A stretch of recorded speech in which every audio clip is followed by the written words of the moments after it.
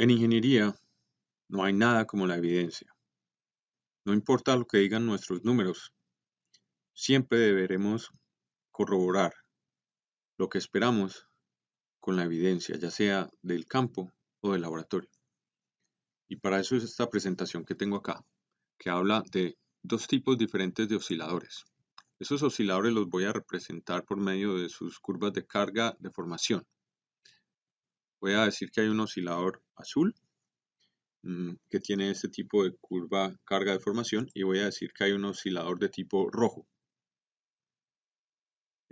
Ambos osciladores tienen la misma rigidez inicial, o sea, la pendiente de su curva carga de formación es igual al principio aquí cerca del origen.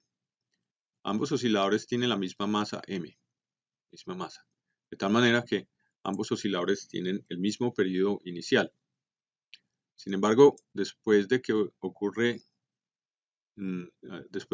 las primeras fisuras, las rigideces van a cambiar, se van a hacer muy distintas la una de la otra, y las resistencias, por lo menos dentro del rango de desplazamientos considerado, van a ser distintas, bastante distintas. Como ven, un oscilador aquí va a ser más o menos el doble de fuerte que el otro.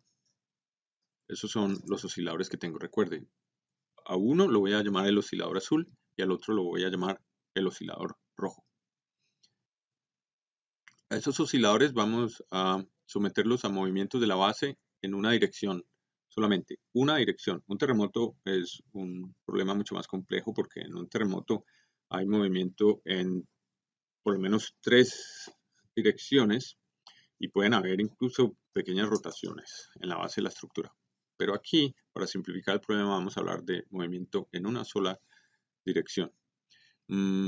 Esto lo hicimos en el laboratorio aquí en la Universidad de Purdue, donde yo trabajo, y este video muestra la respuesta que obtuvimos en una de las pruebas que hicimos.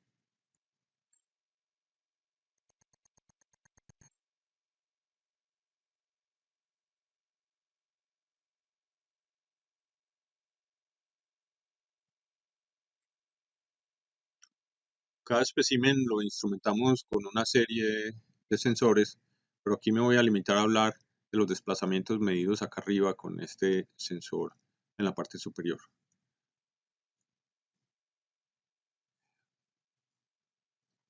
Esta gráfica muestra el espectro de respuesta lineal del registro que escogimos para mover estos osciladores. Como sabemos, el espectro tiene en el eje X el periodo, en el eje Y tiene el desplazamiento relativo de la masa del oscilador. Aquí eso lo estoy dividiendo por la altura del marco que probamos para hablar de lo que en español se llama la razón de deriva. Pero para no desperdiciar demasiadas palabras, cuando hable de razón de deriva, voy más bien a hablar de deriva simplemente, porque si no las frases se me van a hacer demasiado complicadas de enunciar. Entonces recuerden, cuando diga deriva voy a referirme al desplazamiento dividido por la altura. ¿Okay?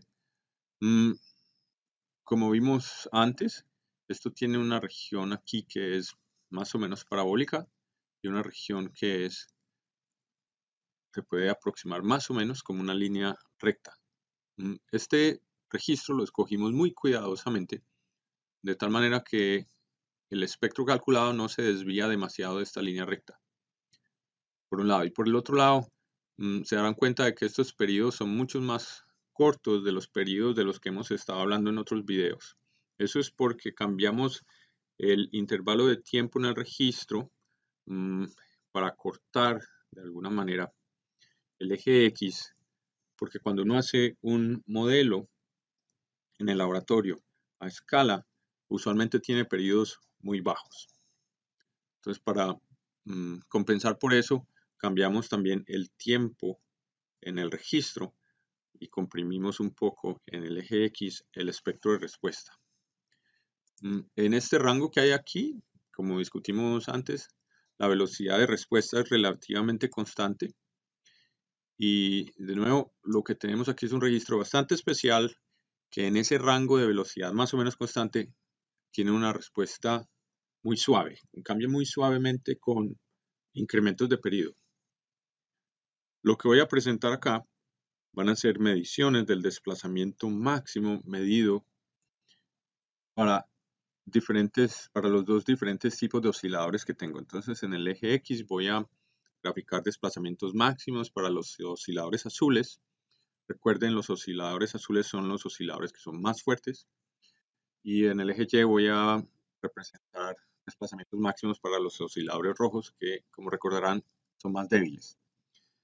Lo que uno llama sentido común o la intuición, que no siempre nos ayuda, nos diría que los osciladores azules son, entre comillas, mejores que los osciladores rojos.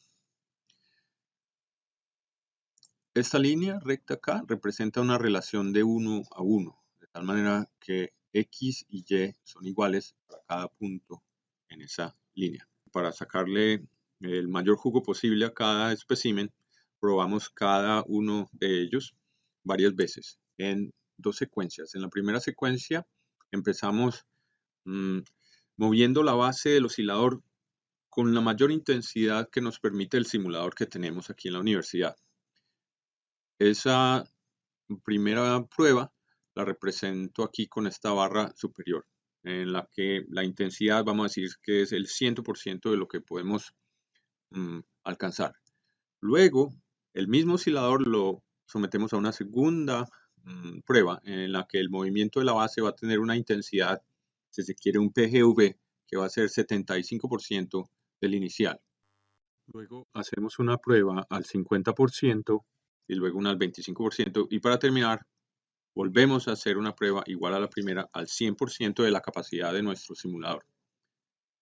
Los datos obtenidos de estas 1, 2, 3, 4, 5 pruebas para dos osciladores, uno azul y uno rojo, se representan por estos triángulos.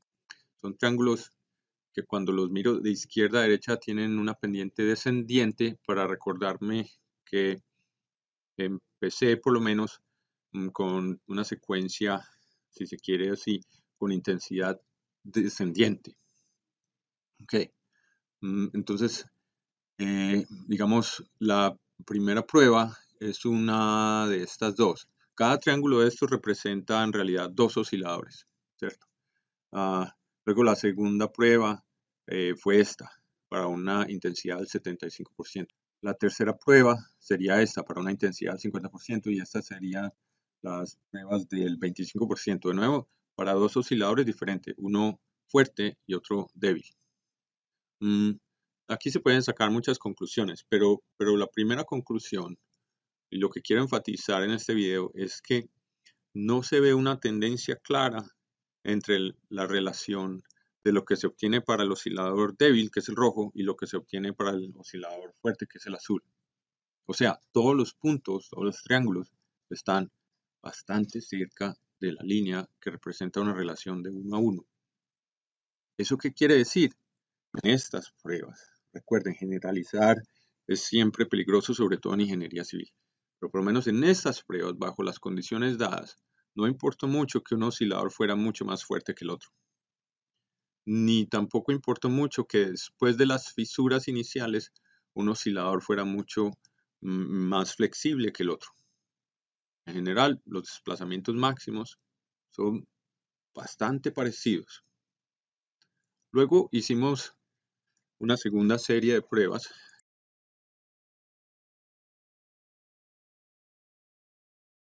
En esta segunda serie de pruebas usamos una segunda secuencia en la que hicimos lo opuesto a lo que hicimos inicialmente. Empezamos con movimientos de la base de poca intensidad y terminamos con dos movimientos en la base al 100% de la capacidad de nuestro simulador de terremotos.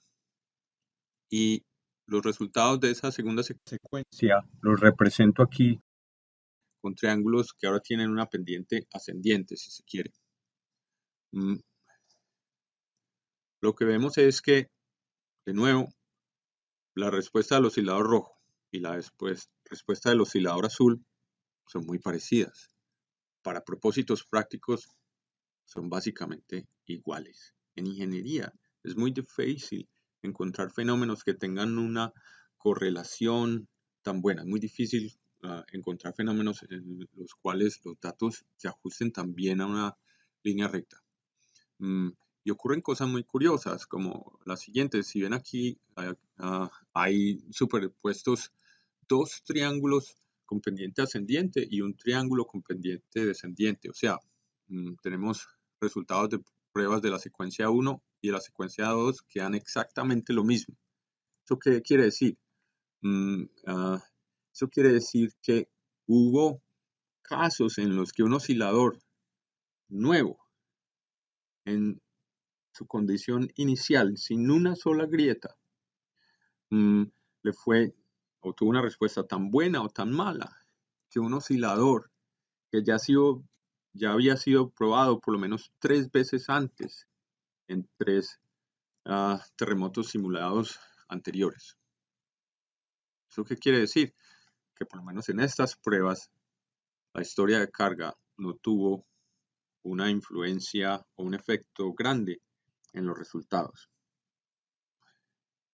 De nuevo, tenemos que ser muy cuidadosos a la hora de tratar de generalizar. Estos resultados se obtuvieron para condiciones muy particulares. El terremoto que usamos, el registro que usamos, lo escogimos muy cuidadosamente para que tuviera un espectro de desplazamientos que incremente de manera suave con incrementos de periodo. Eso algunos autores dirían que se trata de un registro que tiene un contenido de frecuencias muy bueno, que es rico en muchos tipos de frecuencia o en un rango de frecuencias grande, por un lado. Por otro lado, estamos hablando de osciladores que no tienen problemas de cortante. No tenemos problemas de anclaje, no tenemos problemas de fallas frágiles. Ese tipo de variables o ese tipo de problemas podrían hacer cambiar estos resultados que tenemos acá. Los osciladores fueron controlados o su respuesta estaba controlada por flexión. Sin embargo, sí podemos decir que en estas pruebas fue bastante claro que una diferencia en resistencia del 100% no estuvo asociada con mayores cambios en el desplazamiento total de la estructura. ¿Y eso por qué importa? Eso importa porque primero va a simplificar el proceso de diseño mucho. Y segundo, porque es ese desplazamiento lo que nos va a indicar cuál es la probabilidad de que nuestra estructura se dañe en un terremoto o no. A mayor desplazamiento, mayor la probabilidad de daño.